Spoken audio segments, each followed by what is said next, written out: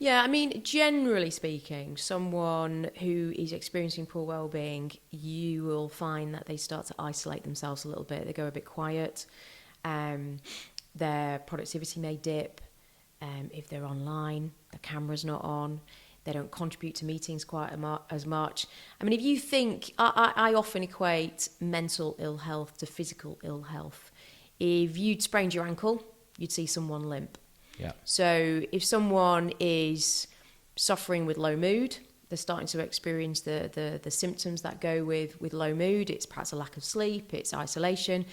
You can start to spot that in the way that they think, they present themselves. Do they find it difficult making decisions? Does their work have more mistakes in it? So actually, it is the boss, it is the manager who would spot those signs first, not necessarily colleagues. And for me, that's where the manager becomes incredibly important, because they can step in. And of course, all of those signs look like poor performance. And that's the difficulty. When is someone just slacking? Yeah. Or when actually they're starting to struggle? Well, we're not going to know unless we ask. Yeah. And that's where we put work to one side and we're now having a wellbeing check-in. How are things? No, really. How are they? How are you doing?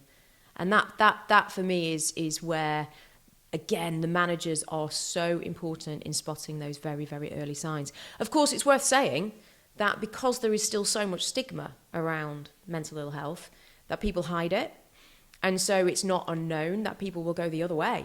You know, they'll become louder. Mm-hmm. I know that when I've had probably one of my most challenging times in the workplace, you know, the best outfits in my wardrobe came out. I was, you know, high heeled up. My lipstick was always on. I wore a mask and it was firm.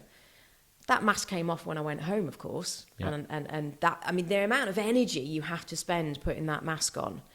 And of course, you're spending all that energy on hiding it, not actually doing your work. Yeah. So you're still going to see that person's productivity is dipping.